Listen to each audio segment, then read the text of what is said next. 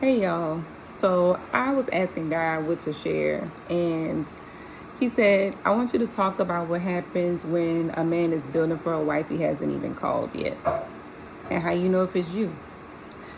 So, for a lot of us women, we have been through something called the counterfeit cycle. We have watched men come into our lives who are good talkers. They talk a good game. They will you in. They say they know how to pray. They know God. They got a good job. They got money. They got the cars. Got the house. They're doing really well for themselves. They might even on the surface look like they treat their mom, their sisters, their siblings well. They're on their job getting promoted. Like they're really doing it. They're talking a good game. And and we fall for it, and then we get in there, we accept we say yes to dating, we say yes to the proposal, we say I do and get married, we say yes to living with them for 5, 6, 7 years. We might even have children in this situation. And a lot of us have yet, I guess I'll say, we have seen these things turn out negatively, because a lot of us have not experienced what it's like to be with somebody who is not pursuing us in a traditional way, who is coming to us from a place of I want to be prepared for you before you come into my life. Yeah, I know, it's crazy, right? A lot of us have not encountered men who build first and pick later. When women get picked too early, and some of us, we know people who've been married for 30, 40, 50 years, but sometimes we can get picked too early as women, and we become the builders with these men instead of the bride. What I mean is, we're encouraged in our country to get married, some of us, as soon as you get out of high school. Some get married in their early 20s. I was an early 20s married girl. And sometimes that's just too early. That doesn't work for everyone. And I say that because we end up being in the relationship, having to grow together. And nothing's wrong with those of us who grow together. That's my daughter, if y'all heard her in the background, and my cat. But nothing's wrong with growing together. Nothing. It's just, it becomes a little harder to do what God called you to do. It takes a little longer to get there because you're growing and building and stretching and pulling, and you're dealing with arguments and likes and dislikes and all these things that come with it. You're dealing with it early. You might even have kids, within year 1 to 3 of getting married that young. And nothing's wrong with that. That's not what I'm saying at all. But I'm talking about the women who have gotten picked early and have had to build their husband, build their families, build their livelihoods, instead of just being able to come into something that was already built for you. Remember, when God made Adam, he made Adam complete. Adam did the work. He named the animals. He tended to the garden. He talked to God and got revelations and information from God, I'm sure. And then God put him to sleep and formed his wife, which means that Eve didn't come until Adam was done building. Eve didn't come until Adam was done his job. So Eve technically was in a position to not be tired or confused about her position in his life, not confused about her role in the garden. She knew, her husband was, I'm sure they had this discussion like, this is what I've been doing the whole time, before you arrived. And I'm glad you're here. This is what we do in the garden. God comes and talks to us and yada, yada, so on, filling her in. But before Eve got there, Adam built. And God said, okay, it's time now for you to have someone in your life. But when we get picked too early, before the man is done building, now we have to build with him. And nothing's wrong with building with him. But sometimes we get left to build without him because he's focused on work, or he's focused on just loving you, or he's focused on just the kids, or he's focused on just this one thing. And he doesn't know how yet to focus on you too. He doesn't know yet how to include you in the world that he created with by himself, the world he was given to govern or steward. So then it leaves us in this cycle of repetitiveness, of negativity. We're tired all the time. We got scars, bruises, and not from being physically mishandled, just mentally or emotionally. You're just stressed out. You're tired. You're doing more than what you really were called to do.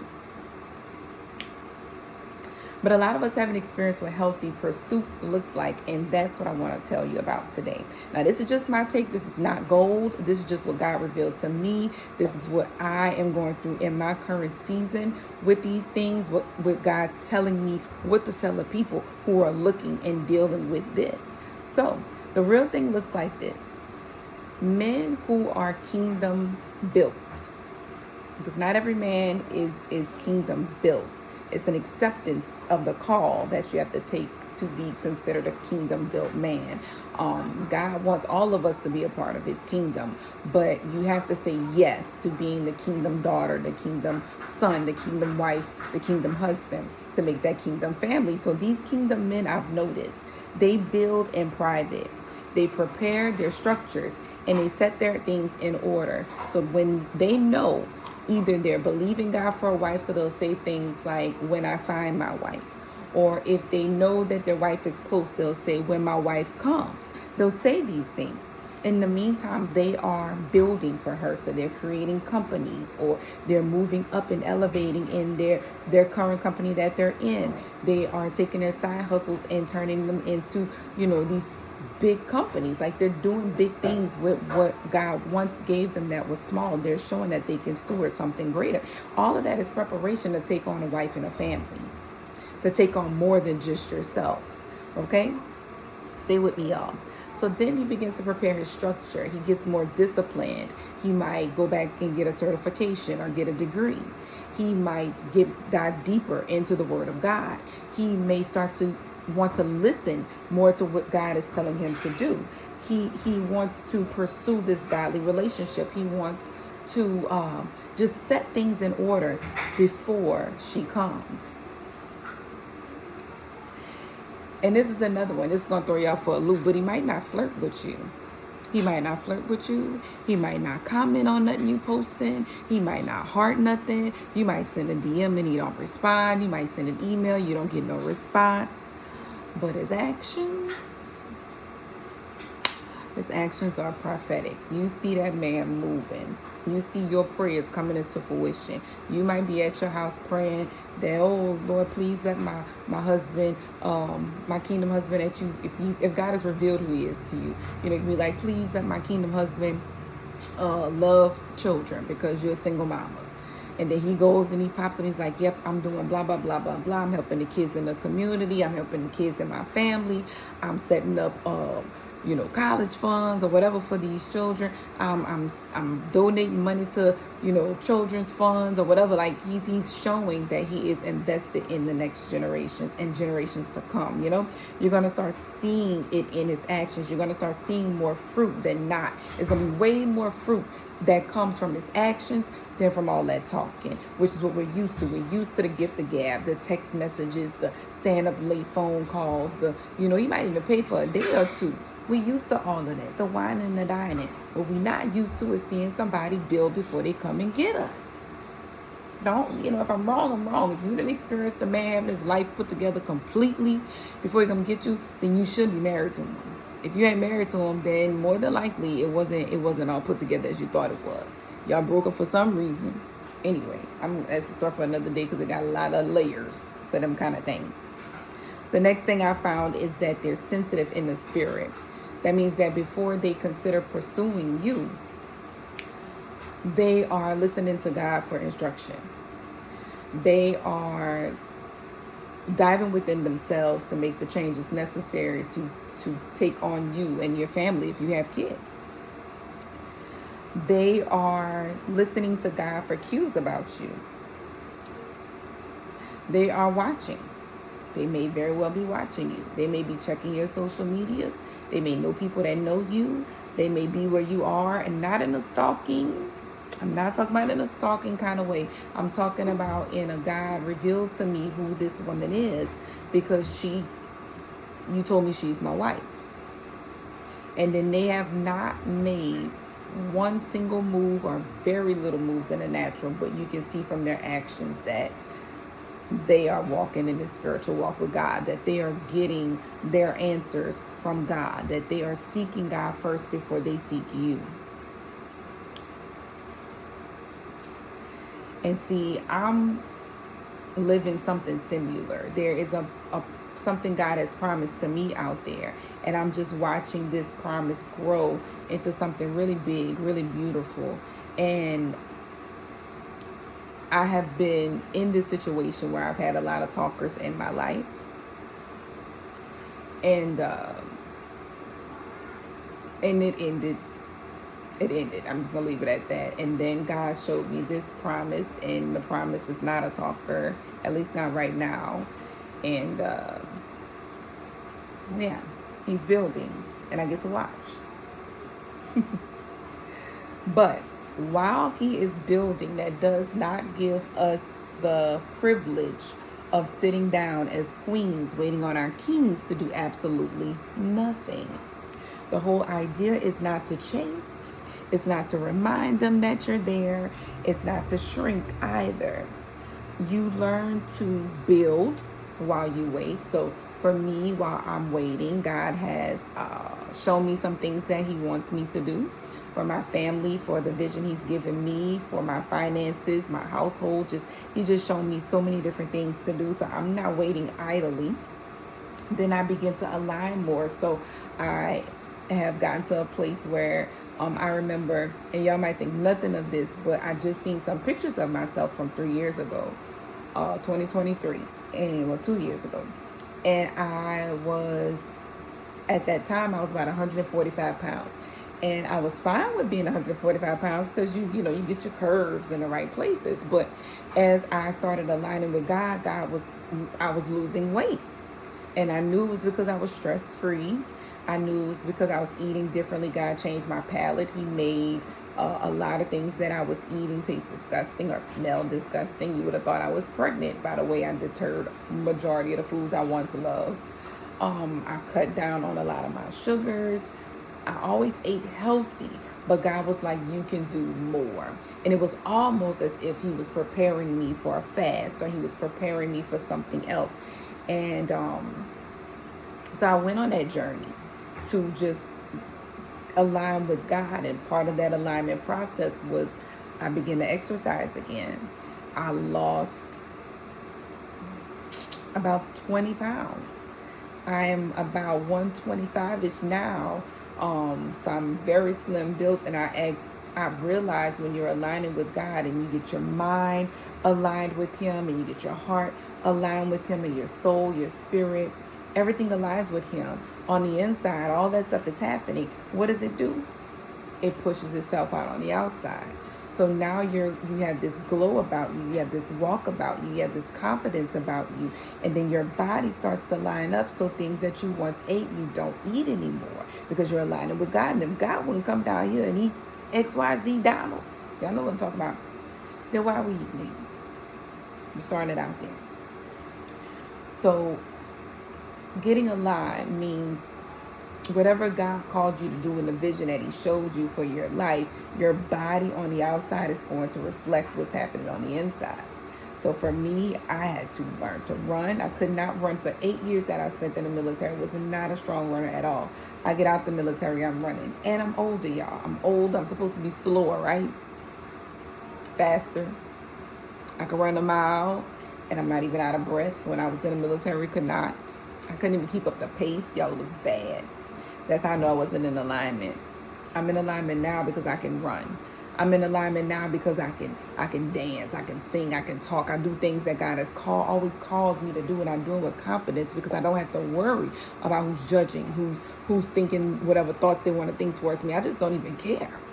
Anyway, let me get back to the point. You have to prepare while you're waiting on on your kingdom husband, you have to prepare. That means if you have kids, you're getting your kids in order.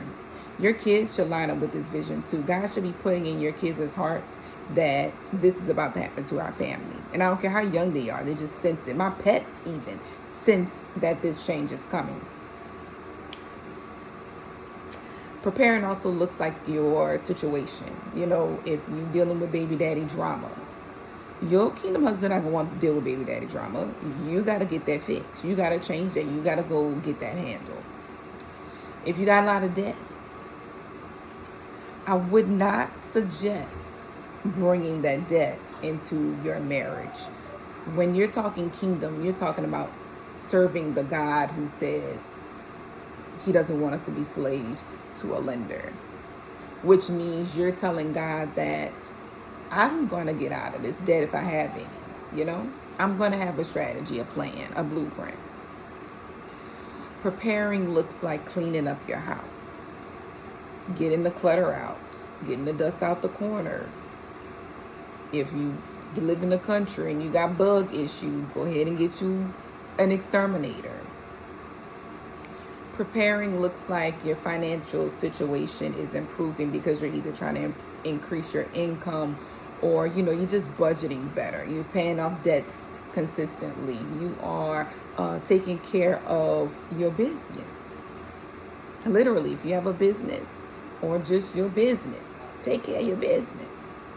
Preparing also means fixing yourself. It kind of goes with alignment, but it also means preparing yourself to receive love. I hear a lot of people say when they do get out of one relationship and they go right into another and they start dating, they're not fully healed. And going in this direction of kingdom, one of the things that comes with being a kingdom spouse is being healed. And I mean fully healed. And yeah, it might knock some people out. I don't got to be fully healed. He could love you. Yeah, he could love you for who you are. He could. And he will. But why not go the extra mile and just make sure that there's less work that you got to do when you get in there so you can enjoy your latter years? Especially if you get married later, Make it easier for you and him in your marriage. And the final thing to do while you're waiting for him to come, while he's building, what should you do? You can carry peace. Carry peace like it's a good perfume, because I'm wearing some good stuff right now, y'all. It smells so good. Carry peace like it's a perfume. And you get what I'm saying? My perfume, I can still smell it on me. I've had it on me since about 10 o'clock, 11 o'clock today. And it is almost 11 o'clock. I've had this scent on me for 12 hours. And I can still smell it. It's still lingering. And that's what peace should do. Peace should be on you, stuck on you so tight that it lingers. When you walk into a room, there's peace. And when you walk out, you leave peace behind. When you hug a person, you hug them in peace. And when you stop hugging them, the peace is still stuck on them. Peace. I'm going to leave that at that. Another thing you can do while you are waiting for your husband to finish building and to come get you as his bride is when God says move. And it doesn't have to always be a literal pickup move from city to city, state to state, country to country. It could just mean move from one situation into another. I did that. I moved from one situation that just wasn't God ordained into one where I'm at right now in my single season that God has called me into. And in the future, he'll move me into, maybe with a kingdom husband. But when he says to move is for all the right reasons. Trust me, it's for all the right reasons. But also when God says be still. Because when we are moving and he tells us to be still, now we're passing up things that we need to see. And then when he tells us to be still, when he tells us to move and we're being still, now we miss out on things that he needs us to take hold of. So we have to be very, very wise and in tune and intentional and aligned so that we can hear when he's telling us to move and when he's telling us to be still. And then finally, we get to rest. There's this point where, and I'm in it right now, where you get to rest in knowing that the house is almost finished. You get to rest in knowing that it's almost ready for you to step right in. And you'll know when this happens because you'll feel a peace about yourself. You will feel like, I don't know how to explain it exactly, but you'll just know inside because the stuff that is going on inside of you will start to reflect on the outside. The peace that you feel about this readiness will be on the inside and then it'll reflect on the outside. So that means I'll try to give examples based on what I've experienced. I can rest knowing that the house is almost ready for me because one, I get to see it.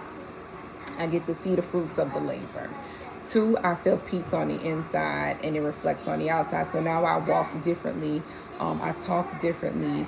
I wear different perfume now just to prepare because I want to linger. I want my husband when I come into the room and I hug him, I want to leave him with something to remember me by, And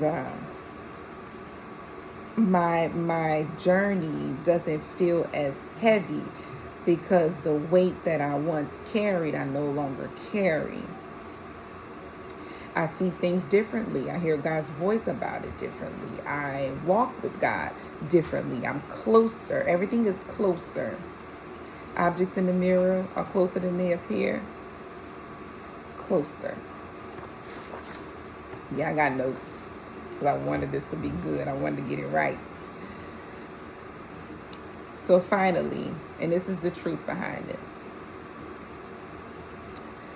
we are waiting for our husbands, our kingdom husbands, to finish building before they come to make us their bride. We are trying to get away from people and men that talk a lot of talk, but their apple, their fruit, it does not match. We want to be a part of the process of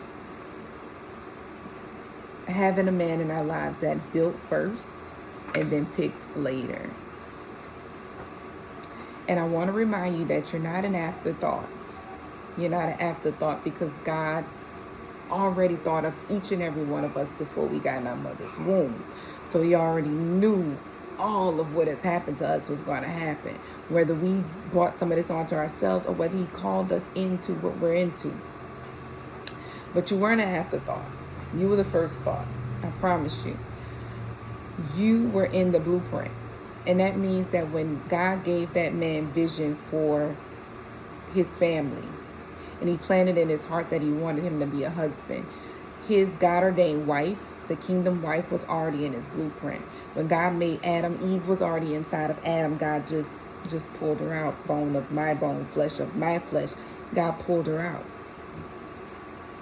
And then this man, he's not building a platform necessarily for you, unless literally that's what he does. But he's not building a platform. He's building a place.